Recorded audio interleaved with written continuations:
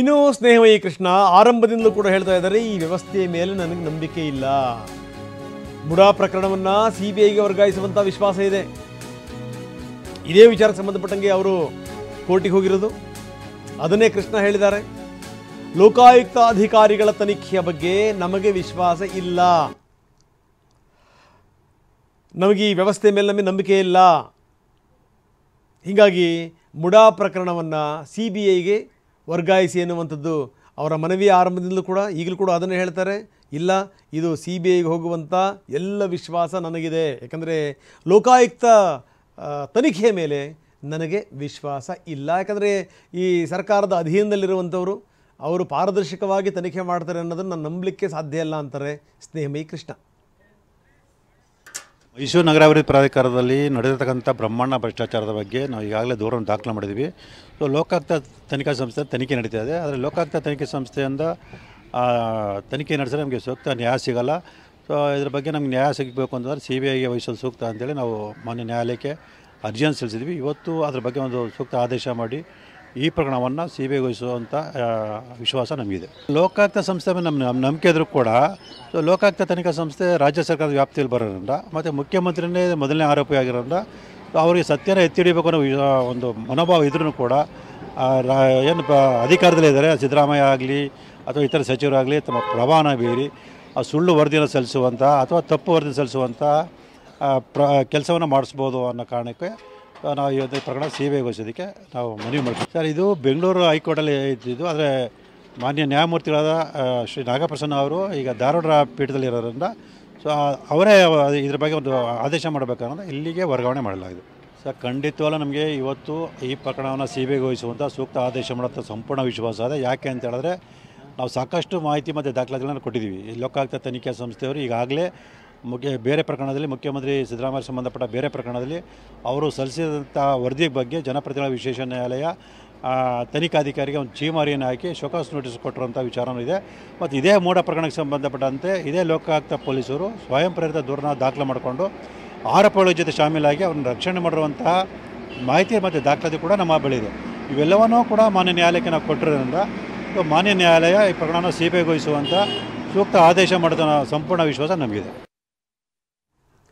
ಬನ್ನಿ, ನಮ್ಮ ಪ್ರತಿನಿಧಿ ರಾಮ್ ಈಗ ನಮ್ಮೊಂದಿಗೆ ನೇರ ಸಂಪರ್ಕದಲ್ಲಿದ್ದಾರೆ. ರಾಮ್, ಭಾಳ ಗಮನಿಸಬೇಕಾದಂಥ ಸಂಗತಿ, ಇವತ್ತು ಮುಡಾ ಕೇಸ್ನಲ್ಲಿ CMಗೆ ಬಿಗ್ ಡೇ ಇವತ್ತು. ಯಾಕಂದರೆ ಇವತ್ತು ವಾದ ಮಂಡನೆ ಆರಂಭ ಆಗುತ್ತೆ. ಅದೊಂದು ಕಡೆಗೆ.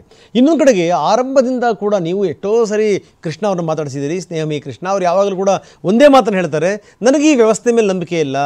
ಸರ್ಕಾರದ ಅಧೀನದಲ್ಲಿರುವಂಥ ಸಂಸ್ಥೆ ಎಷ್ಟರ ಮಟ್ಟಿಗೆ ಪಾರದರ್ಶಕವಾಗಿ ಇಲ್ಲಿ ತನಿಖೆ ಮಾಡಬಹುದು, ಇದ್ರ ಬಗ್ಗೆ ನನಗೆ ಪ್ರಶ್ನೆಗಳಿವೆ.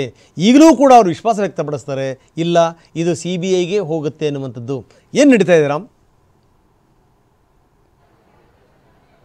ರಂಗನಾಥ್, ಖಂಡಿತವಾಗಿಯೂ CM ಸಿದ್ದರಾಮಯ್ಯ ಅವರಿಗೆ ಇವತ್ತು ಮಹತ್ವದ ದಿನ. ಯಾಕಂದರೆ ಮೈಸೂರು ನಗರಾಭಿವೃದ್ಧಿ ಪ್ರಾಧಿಕಾರದಲ್ಲಿ ತಮ್ಮ ಪ್ರಭಾವವನ್ನು ಬಳಸಿ ಪತ್ನಿಗೆ ನಿವೇಶನವನ್ನು ಕಾನೂನು ಬಾಹಿರವಾಗಿ ಕೊಡಿಸಿದ್ದಾರೆ ಅನ್ನೋ ಒಂದು ಆರೋಪದ ಪ್ರಕರಣ ಏನು ಲೋಕಾಯುಕ್ತದಲ್ಲಿ ದಾಖಲಾಗಿತ್ತು.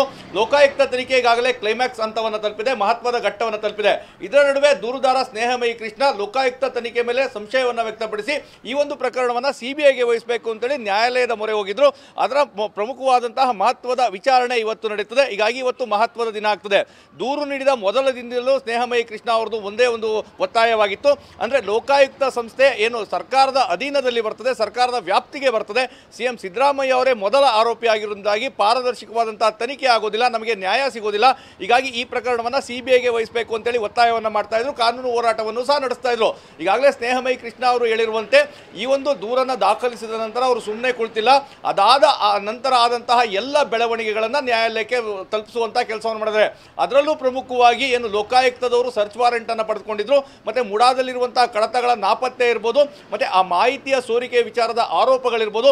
ಇದರ ಜೊತೆಗೆ ಪ್ರಮುಖವಾಗಿ ದೂರುದಾರ ಸ್ನೇಹಮಯಿ ಕೃಷ್ಣಗೆ ಆಮಿಷ ಒಡ್ಡುವಂಥದ್ದು ಮತ್ತೆ ಬೆದರಿಕೆ ಹಾಕುವಂತಹ ಪ್ರಕರಣ ದಾಖಲಾಗಿತ್ತು. ಮತ್ತೆ ಈ ಒಂದು ಮುಡಾ ಪ್ರಕರಣದ ನಂತರ ಸಾಲು ಸಾಲು ಆರೋಪಗಳು ಮತ್ತೆ ಪ್ರಕರಣಗಳನ್ನು ಸ್ನೇಹಮಯಿ ಕೃಷ್ಣ ಅವರು ನಿರಂತರವಾಗಿ ದಾಖಲಿಸ್ತಾ ಬಂದರು. ಇವೆಲ್ಲ ಅಂಶಗಳನ್ನು ನಾನು ನ್ಯಾಯಾಲಯದ ಗಮನಕ್ಕೆ ತಂದಿದ್ದೇನೆ. ಹೀಗಾಗಿಯೇ ಪಾರದರ್ಶಕ ತನಿಖೆ ಆಗಬೇಕು ಅಂತ ಹೇಳಿದ್ರೆ ಲೋಕಾಯುಕ್ತ ಪೊಲೀಸರಿಗೆ ಅವರು ತನಿಖೆಯನ್ನ ಮಾಡಬೇಕು ಅಂತೇಳಿ ಅಂತೇಳಿ ಮನಸ್ಸಿನಲ್ಲಿದ್ರೂ ಸಹ ಎಲ್ಲೋ ಒಂದು ಕಡೆ ಸರ್ಕಾರದ ಪ್ರಭಾವಕ್ಕೆ ಒಳಗಾಗೋಗ್ತಾರೆ.